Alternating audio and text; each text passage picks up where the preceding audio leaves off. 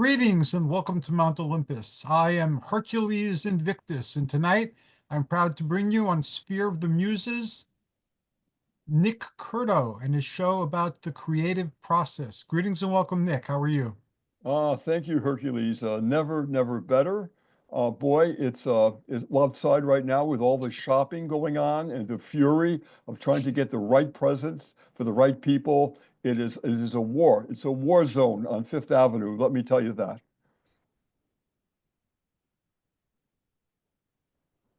Oh, I think you're muted. I believe you're muted, Hercules, because I cannot hear you. Can you hear me? Oh boy. I'm muted. I thought you were ready to begin. My apologies. Oh, that's okay. Just wanted to make sure. I was just saying that it's really quite an amazing mobs of people shopping furiously, trying to get the right present. And I just wanted to touch base and say that my Uncle Bob had to buy 25 presents, and he had to Wow. work late, and he couldn't possibly do that in about 2 or 3 hours, and he was just going crazy. So what he did, my Uncle Bob was really smart. He went to a candy store and found some wonderful chocolates that are already gift wrapped. And he said, I'll take 25 of those, please. And then he went to a little place where they sold, labels and just slapped them on those. And that was it. So Uncle Bob, in about 2 minutes flat, shopped for 25 people and got a beautiful present. So I just wanted to encourage people that there are ways of doing that. There are ways. So Uncle Bob used the creative process to solve a problem. That is awesome. I love hearing that. Absolutely, absolutely. Good for Uncle Bob. So thank you very much. You're going to give us a high sign to as we're getting into time. And I know right now that this is going to go really, really fast. We've got a tremendous program here with a wonderful, wonderful guest. And so let me just say that this is a live 60-minute podcast program on Blog Talk Radio worldwide titled The Creative Process with Nick Curto. And I'm Nick Curto, your host. A brief background about yours truly. I can never remember a time when I wasn't creative in my life right from the very beginning. As a child, I did drawings, watercolors, paintings, constructed small sculptures, and wrote and produced my own puppet shows. And that was a wonderful outreach for me as a creative person. And that was in junior high school I started that. I attended the George Walter Vincent Smith Museum of Free Art Classes in Springfield, Massachusetts, where I was born and grew up, and attended technical high school, go Tigers, where my dad went, and excelled in art class and drama class. I loved both of those so much, and those have always been a part of my life. In fact, I do teach improv acting classes here in Manhattan, and I love doing that very much. And I'm also right now retired, but I've never worked harder of doing freelance work and working on right now a musical video that I'm working on is my second one, and I'm working on an art show which is uh, highly political. It's very funny, and it's got kind of a modern art twist to it, and I'm very excited about that. I've just produced 50 works, and I'm looking for the right art gallery here in Manhattan to exhibit them and represent me. So that's the next kind of creative thing I'm doing is to look for the right representation. So again, I've always been very creative. Even in high school, I designed the prom. Henry Mancini's big hit Moon River was very popular, so that was the theme of our prom. And my team built a bridge, and with a paper. In fact, it was gold aluminum foil for the bridge, and turquoise aluminum foil for the water underneath it. And we had lanterns on all the bridges and in the auditorium. I'm sorry, in the gym where we had the prom. It was darkened, and it was a magical time for sure. And people, I think at that time, started meeting their life partners. So it was a very romantic sort of a prom. I'll never forget that. After that, I attended the Massachusetts College of Art and Design in Boston, Mass. One of the best schools I could have possibly chosen. and had wonderful professors there, took the graphic advertising course, graduated with a Bachelor of Fine Art, and headed with my plaid suitcase and which did not have wheels. We did not have wheels at the time with suitcases and my portfolio heading for New York City, and I knew my career was here. I founded a gay theater group called the Fresh Fruit Festival, and they're still producing 2-week festivals in the Village area here. I'm very proud of that. It's a great, great group, and they deserve support. Anyhow, so here we are, and again, I love doing podcasts very much. And my guest this evening, a wonderful guy. I met him very recently at a mutual friend's party in the summer, and we started talking about theater and art and so forth and creativity. And I thought, oh boy, he's got to be my guest on my podcast for sure. And he accepted, and here he is tonight, Gerard Van Heerden. Welcome, welcome, welcome, sir. Thank you, Nick. Thank you, Nick. Pleased to be here. Well, I'm excited that you're here, and it was, again, looking at your bio on your website, what a wonderful career you have had and are having, and all the things that you've done creatively on so many different levels of musical theater and so forth. Definitely want to talk about that. And so we're going to do an interview. I'm going to ask a question and then give me an answer. We're going to go that format right now. So I'd like to start right off at the very, very beginning. So if you could let me know where you were born and where you make your home currently. Yes, of course, Nick. I was born in northern Minnesota, Bob Dylan territory, northern Minnesota. Minnesota, yes, Virginia, Minnesota. Wow. And it wasn't very long that I stayed there. We soon packed up. My dad was an immigrant from South Africa, and he was called to a particular church as an interim pastor. And so that's why he wound up in Minnesota.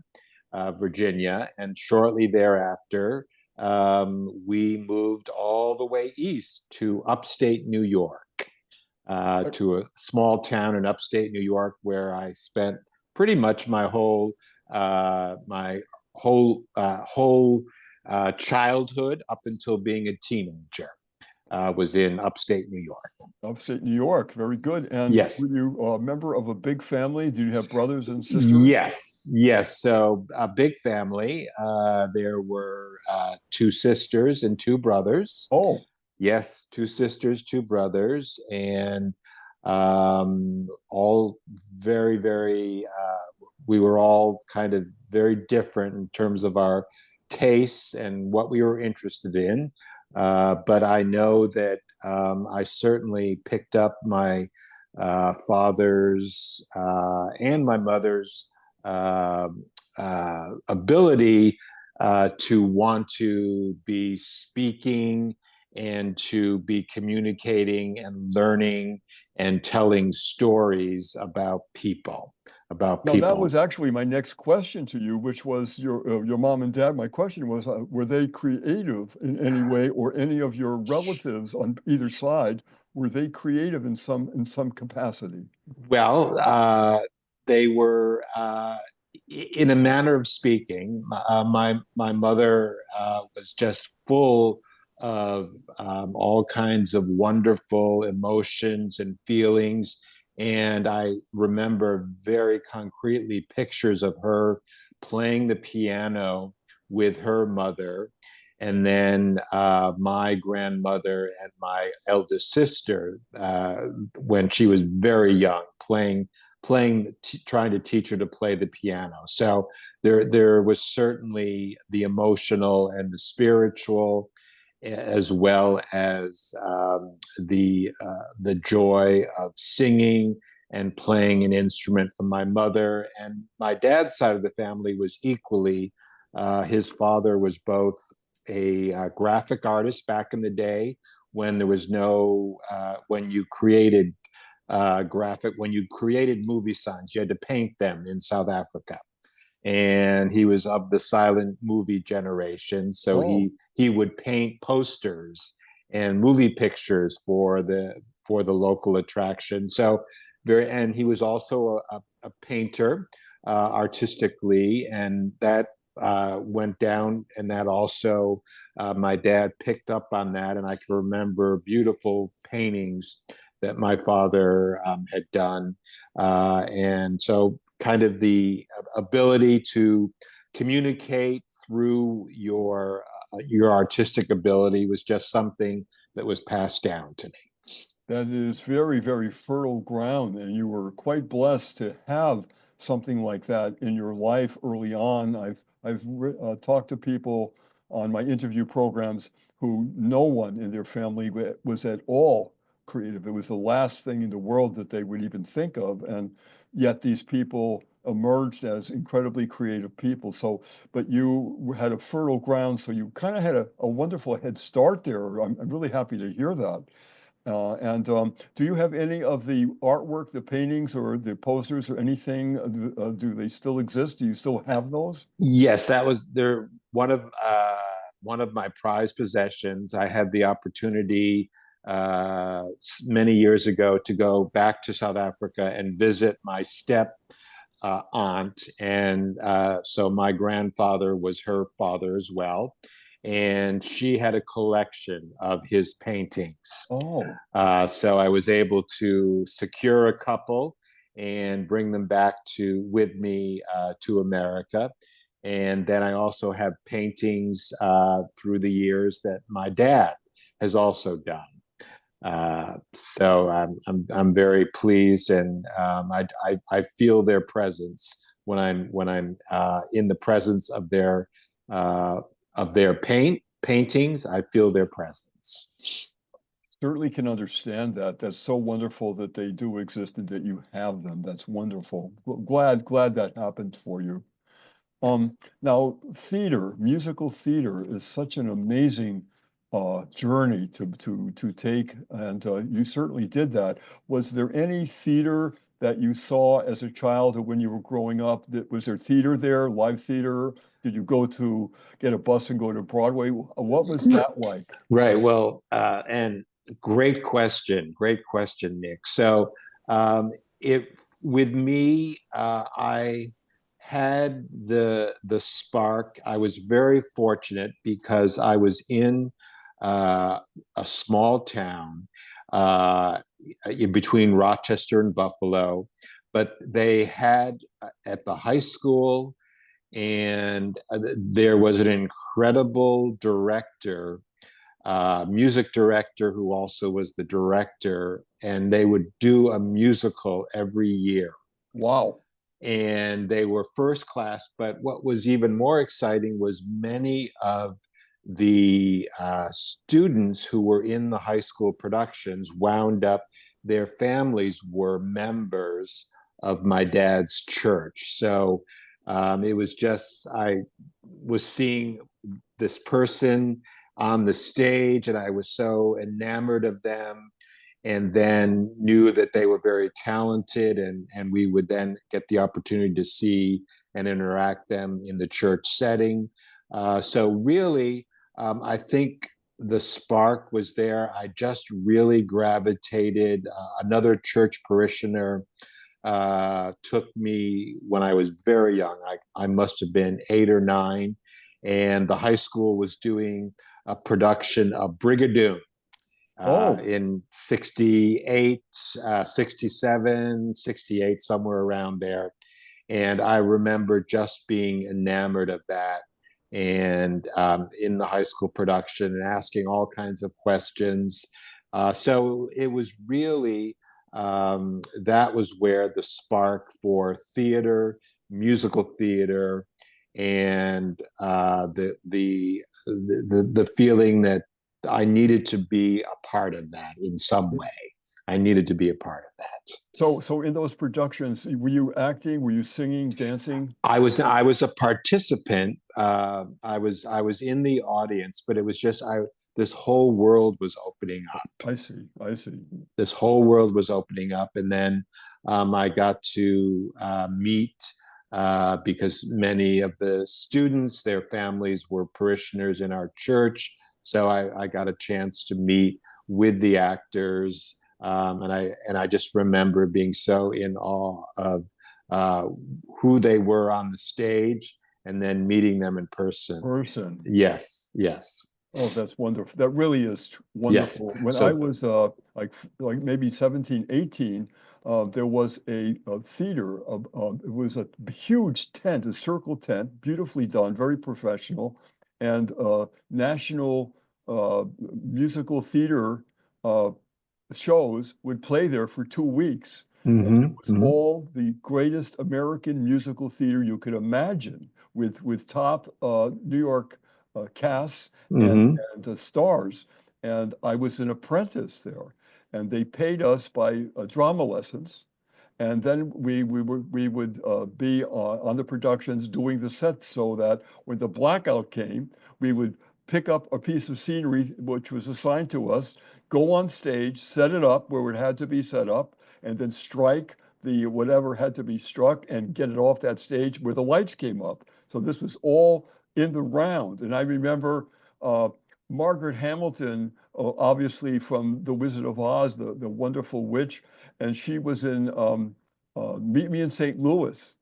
And I got a chance to talk to her and to get pictures with her, and a lot of amazing stars, and all of them, I have to tell you, were generous, very generous with their time, and being very, very personable and warm to us as apprentices, theater apprentices.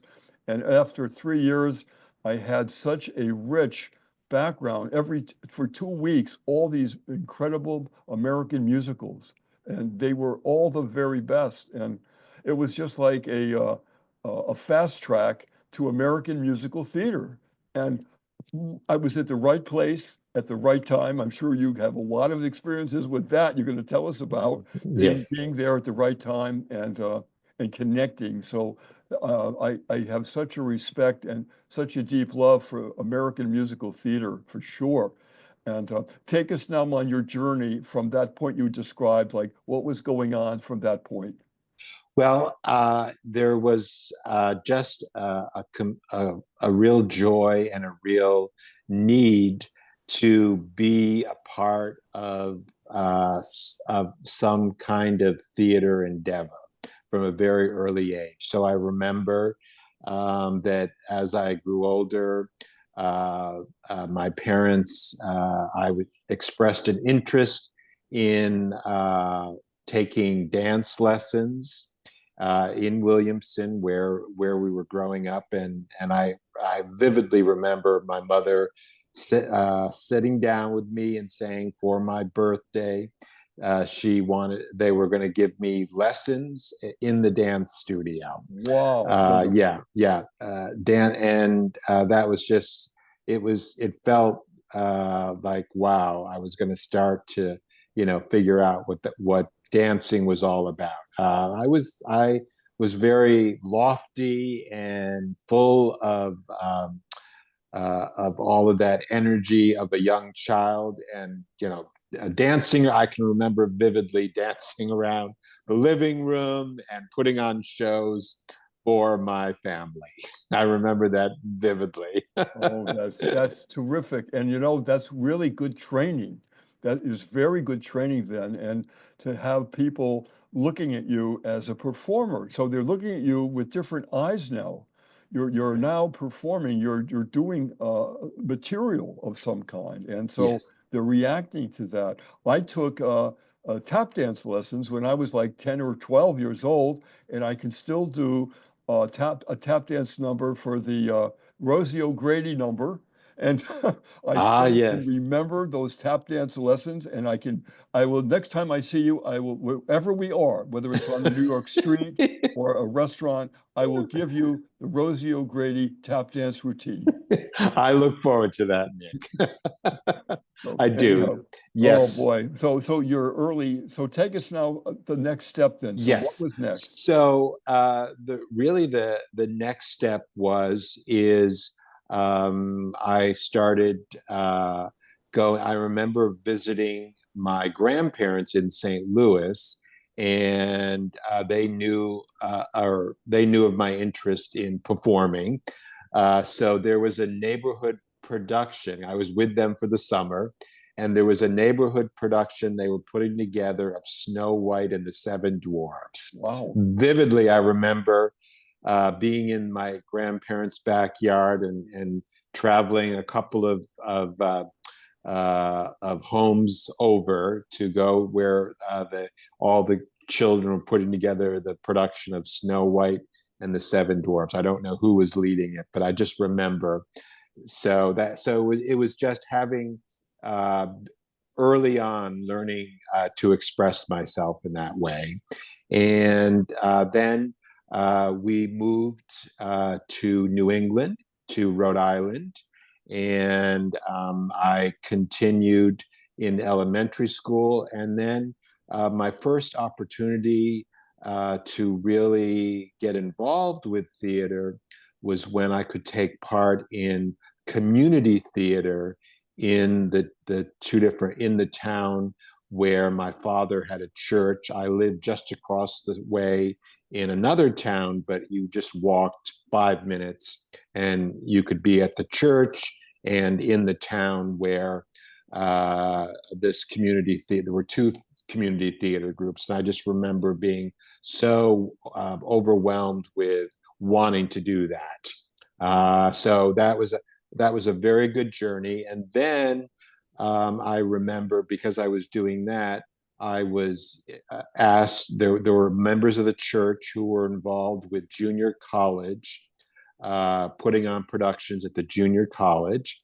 And I can remember there was a request put out to my parents because there were particular roles that they needed for young children, young children, junior high. You had to play a little bit older. So I remember vividly always being around older people when I was younger doing theater. And so that was my natural progression. When I was in elementary school and just beginning junior high, I was doing junior college theater. And that was where I took serious voice lessons. I wanted to be a singer. So I had a private teacher, and I remember her sitting me down and giving me the serious talk about, if this is what you want to do, then you've really got to, work on your voice and all of that. So that happened junior high and high school. And then I really I had it made up in my mind that I wanted to go to the Boston Conservatory. That was the school that I wanted to go to. So it took me a little bit. I had to finally get into Boston Conservatory through a roundabout way, because I didn't have a lot of the necessary skills. So I auditioned for Boston Conservatory the first time, and they felt that I just wasn't up to snuff. So it was a little bit heartbreaking, but then I went out to Webster University Conservatory.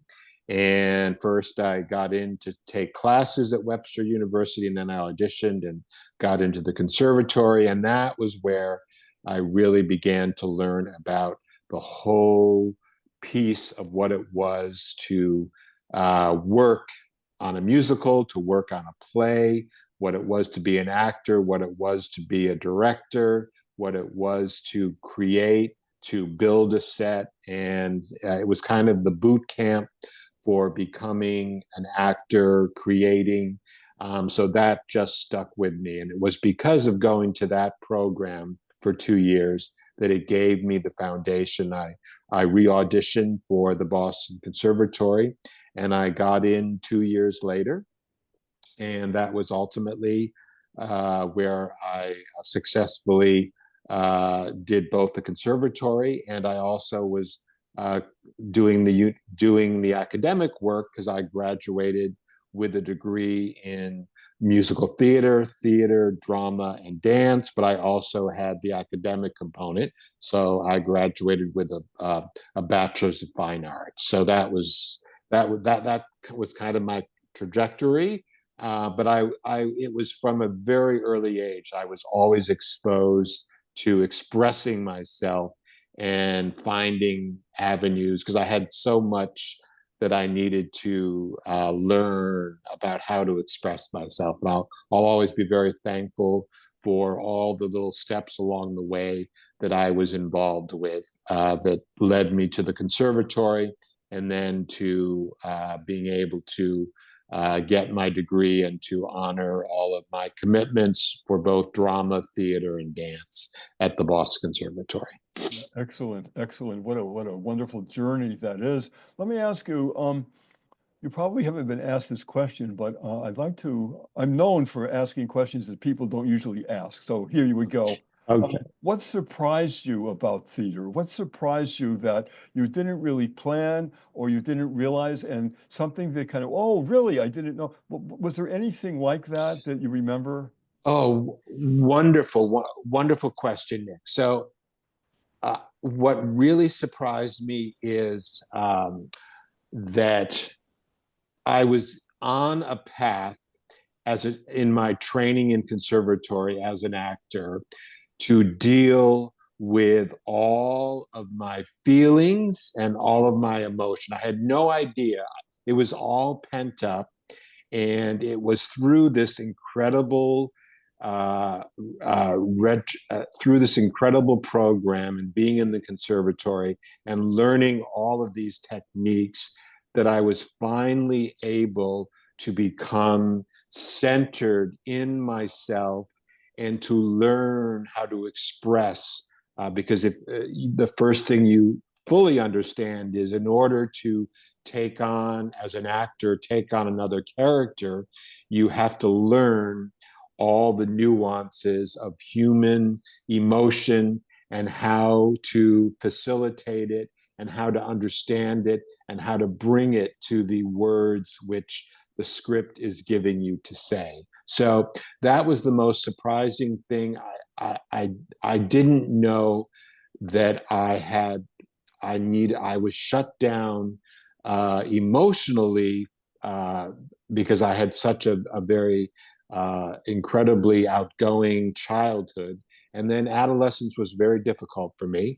I got shut down, and I was kind of moody and a little bit forlorn, and I didn't know what to do with all of these emotions. So it was the savior, the surprise savior, was in conservatory, learning about my body, learning about my emotions, because there was a reason I had to be able to bring that to the stage in anything that I did as an actor, in my work as an actor.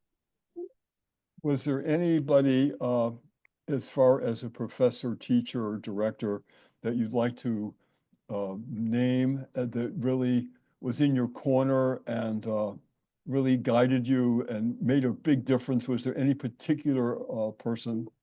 Well, there were a couple. This will relate to how my career has evolved.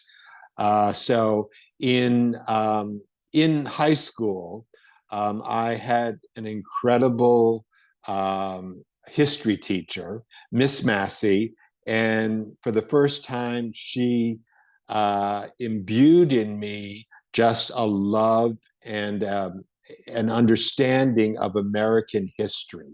So, in other words, I was in the journey of finding my passion for American history, because it was about my roots, and it was about learning about the country of which I was a citizen, and that was very important to me.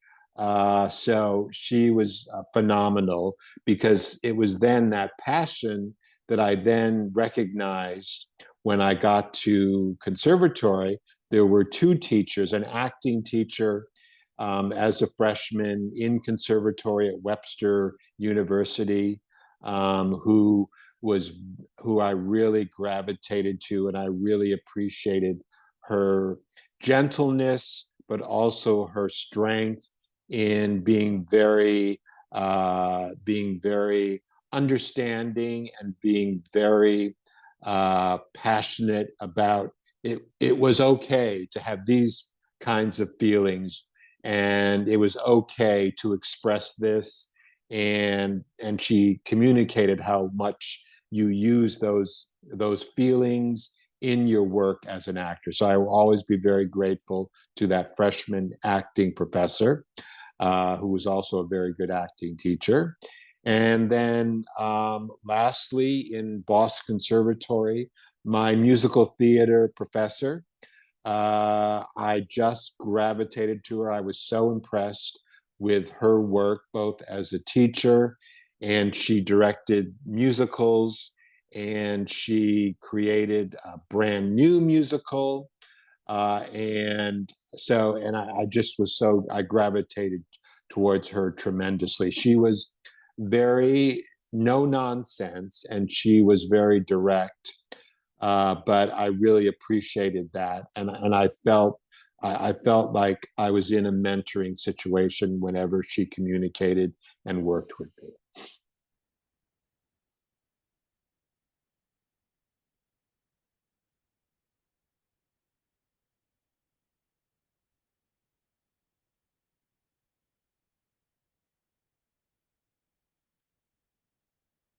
Are you? We seem to have lost Nick. Yes, we seem to have lost Nick Hercules. I guess I will attempt to call him. I'll mute myself. I will call Okay. and hopefully we'll call back in. Okay.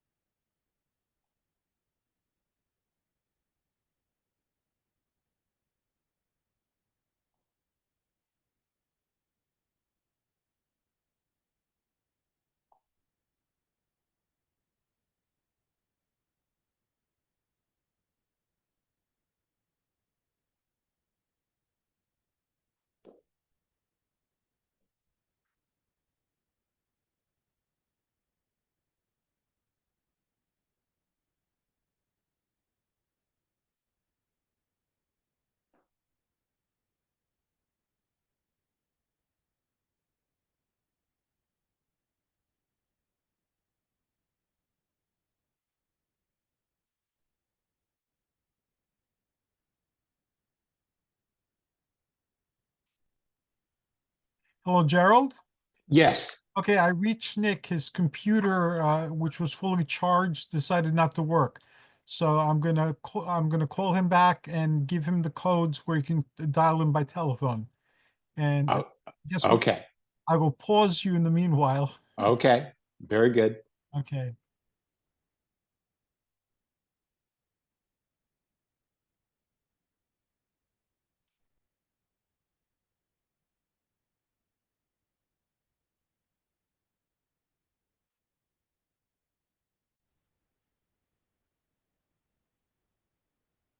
Okay, you're on, Nick. So Gerald, hi. So take us to the next step now in your path to being in musical theater. What came next for you?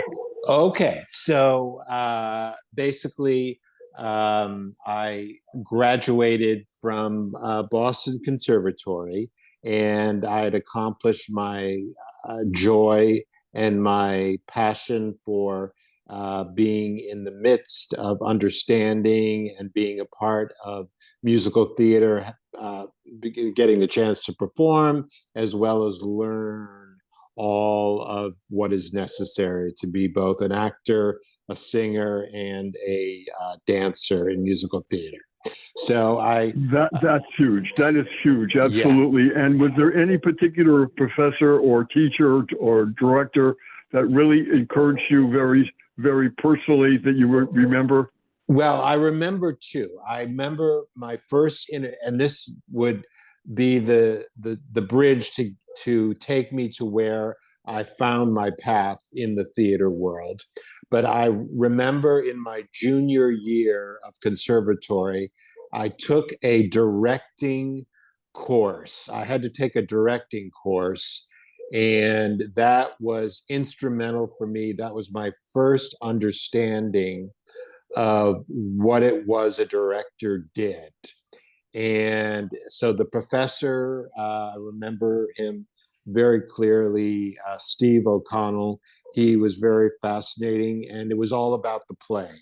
And so I learned about what directing was, and the end demonstration was being a director on a scene. We had to do a big 30-minute scene and direct it. But equally in the musical theater, I remember my musical theater professor, who was also a director of musical theater, and that was Fran Charnas. She just retired from Boston Conservatory, but she was instrumental.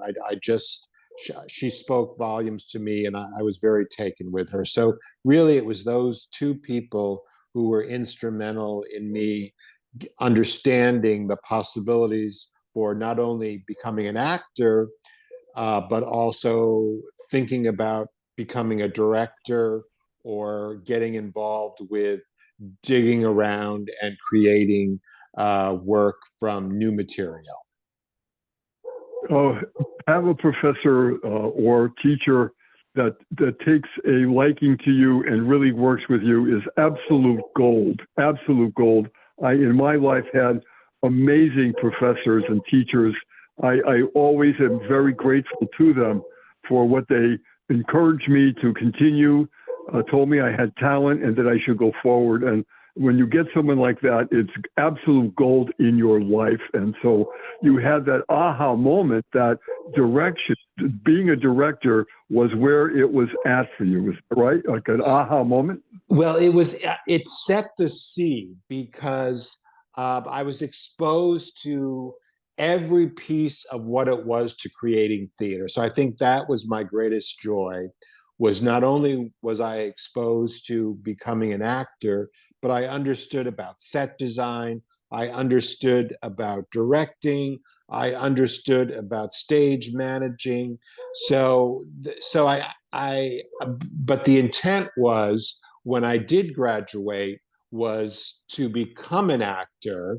And so I took a year off and just went to Florida and relaxed and did some local community theater. I was so exhausted because I had transferred from Webster University, gone to school over the summers to qualify to get all my dance credits. I had to go to summer dance class at Boston Conservatory. So I had gone essentially 6 years straight to get this degree. So it was really when I got to New York after taking a year off and moved to New York that I did audition as an actor, but I wasn't savvy enough, and they do a really great job now about the business side of what it was to be an actor. But I was fortunate to do a lot of musical theater pieces when I first came to New York. And then I had an epiphany. I started interacting with other people in the community, in the theater community, who were actors, but they were now becoming choreographer directors and directors. And that really fascinated me. So I answered a calling for an off Broadway Village theater. And that was where everything came together for me, both as a director and creating new work with actors and my whole process for that, and the opportunity also to act there. But it was there that I discovered that acting was not my first first passion. I discovered the world of being a director and creating and being behind the table. And all of a sudden I said, this is what I want to do because it makes sense to me. That is a powerful, powerful moment in your life when you have that aha moment and suddenly the dots come together. You connect the dots and it's making sense. It's making, okay, this is my direction. What an exciting time that would be. Yes, without a doubt. And I was very fortunate because I was also becoming very politically aware. I was in a very sheltered environment growing up. And it was only when I began to go to conservatory and college that I began to learn and be awakened politically. And that helped me tremendously in my studies. And then when I got to New York and got involved with theater, then it was just the door had been open. And all of a sudden I was playing all this catch up with understanding my political nature and the political nature of others, and then how I could direct through that was what I was finding was very important in the scripts that I would gravitate to, was directing and understanding the politics of what was in the script was very important to me. And more than not, I was developing my style of directing, and that was that I knew what it was to be an actor. And so all of a sudden it was no longer about me imposing something on an actor. I knew, because I knew their process and I knew what it was to be an actor, I knew how to take the script and work through the character that was there in the pages and create with them as a director. And that was enormously rewarding for me. That was why I gravitated to it so tremendously. We are, I can understand. Point, Nick. I realize you can't see me, so I came on verbally. Right. How much more time? 9 minutes. 5 minutes. Okay. Well, we're going to do a part 2, and we're going to get you for your schedule, and we'll make a date to do a second part. Just looking at your bio and all that, we have so much more to go to on your amazing career and all the various things you've done and created, and we're a part of on such a creative level. So I'm very excited to be doing it part 2, and we'll give you some dates, and you can let us know which one is best for you. Okay, Nick, I look forward to that. I look forward to continuing the conversation. It's been a pleasure. Absolute pleasure for me. And for the young people out there, well, I won't say even young, but people out there that are wanting to go into theater, either directing or acting or other parts of that, I think these conversations are very useful. I know that when I was younger, if I had known some of the things I know now that I've gotten through people and interviews, it would have been a little bit easier for me. So, you know, you're influencing other people when you're speaking of your own personal ups and downs and aha moments and so forth. So I thank you so much and look forward to the part 2. So this is Nick Curto for The Creative Process, wishing you all an exciting journey in life. Be creative. If you haven't ever done a poem, try to make a poem. If you have an idea for a song, go for it. If you want to do something exciting on baking or cooking, something new, try it. Be creative. And when you strike gold, when you get that right, it's just an amazing life experience. And my life has been so rich because I do that. I take the chances. I try new things that I've never been trained to do before, but I think that I'd like to try it. And that, I'm telling you, that has really enriched my life so much. So for everybody, much love to you here and all over. And we look forward to another part 2 soon. Thank you so much. God bless everyone. Good night. Good night. Thank you.